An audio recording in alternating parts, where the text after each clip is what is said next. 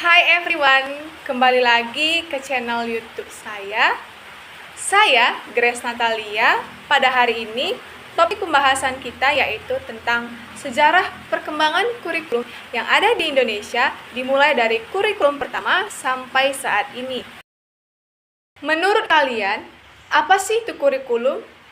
Nah, kurikulum merupakan seperangkat rencana atau pengaturan serta cara yang digunakan sebagai pedoman pelayanan dalam kegiatan pembelajaran. Pedoman yang mengatur seluruh proses pembelajaran termasuk tujuan, materi, metode pengajaran, dan evaluasi. Undang-Undang Nomor 20 Tahun 2003 tentang Sistem Pendidikan Nasional menyebutkan bahwa kurikulum adalah seperangkat rencana dan pengaturan mengenai tujuan, isi, dan bahan pelajaran serta cara yang digunakan sebagai pedoman penyelenggaraan kegiatan pembelajaran untuk mencapai pendidikan tertentu. Adapun tujuan kurikulum diantaranya ialah yang pertama, memberikan landasan pengetahuan, kecerdasan, dan keterampilan hidup. Dan yang kedua, memeratakan pendidikan di dalam negara. Dan yang ketiga, sebagai alat pendidikan untuk menghasilkan siswa yang berintegrasi.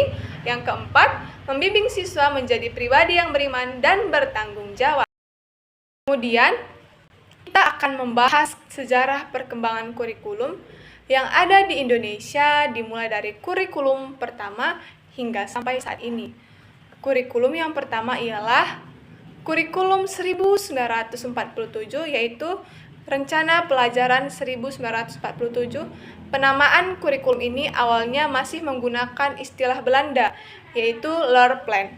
Saat menciptakan kurikulum ini, pemerintah mencoba rancangan sistem pembelajaran untuk para pelajar di masa revolusi yang menekankan pada pembentukan karakter manusia Indonesia merdeka, berdaulat, dan sejajar dengan bangsa lain.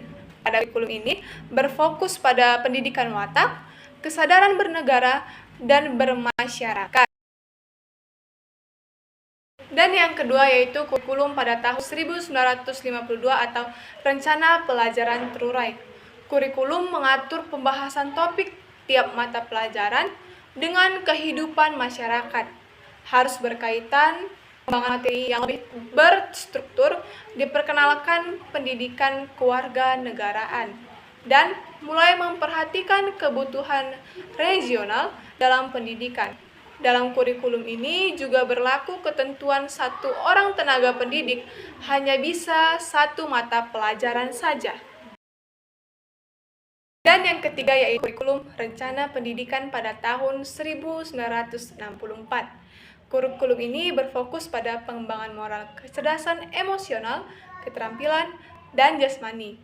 Konsep pembelajaran ini dikenal dengan Pancadana, penekanan pada pendidikan praktis dan keterampilan kerja. Kurikulum ini bertujuan untuk menanamkan pengetahuan akademik dari jenjang SD, dan pemerintah juga menerapkan hari Sabtu sebagai hari bagi siswa untuk berlatih berbagai kegiatan sesuai minat dan bakatnya.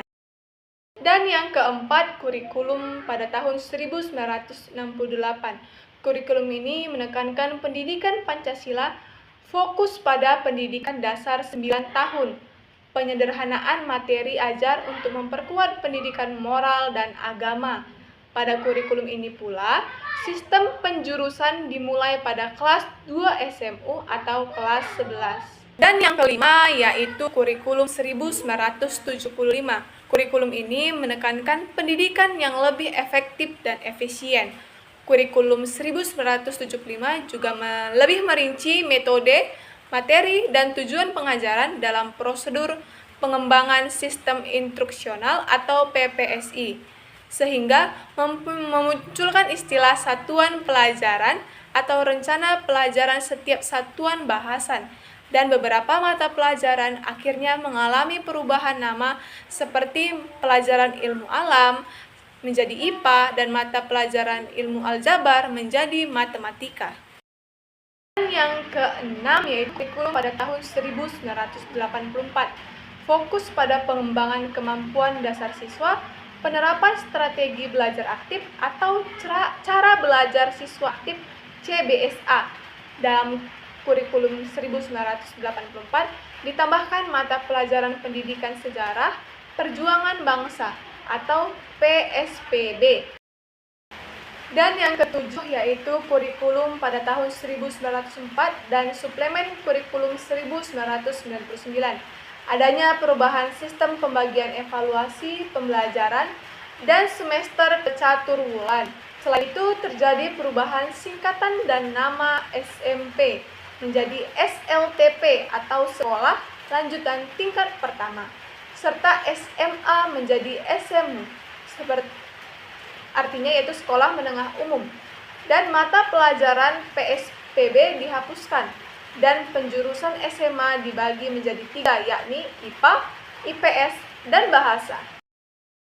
Dan yang kedelapan yaitu kurikulum berbasis kompetensi atau KBK pada tahun 2004. Kurikulum ini menekankan 3 unsur pokok kompetensi yaitu pemilihan kompetensi, indikator evaluasi dalam penentuan keberhasilan pencapaian, serta pengembangan pembelajaran bagi peserta didik dan tenaga pengajar.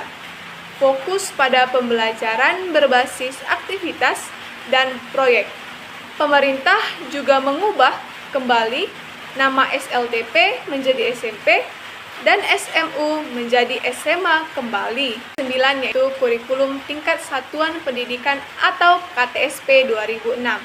Kurikulum ini memberikan otonomi kepada sekolah untuk mengembangkan kurikulum sendiri sesuai dengan kondisi lokal dan penekanan pada kompetensi inti dan standar kompetensi lulusan.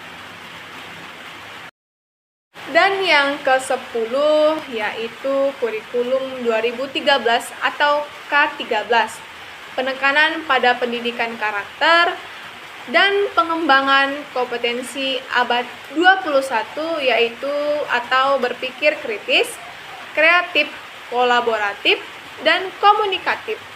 Pendekatan tematik integratif untuk SD dan pendekatan saintifik untuk SMP dan SMA.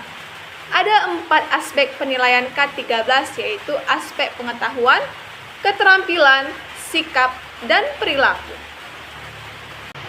Dan yang terakhir yaitu kurikulum Merdeka 2021-2022 memberikan fleksibilitas bagi guru untuk mengatur pembelajaran sesuai dengan kebutuhan siswa. Fokus pada pembelajaran berbasis proyek untuk mengembangkan kompetensi siswa dan penerapan prinsip merdeka belajar yang memberi ruang bagi siswa untuk mengembangkan minat dan bakatnya.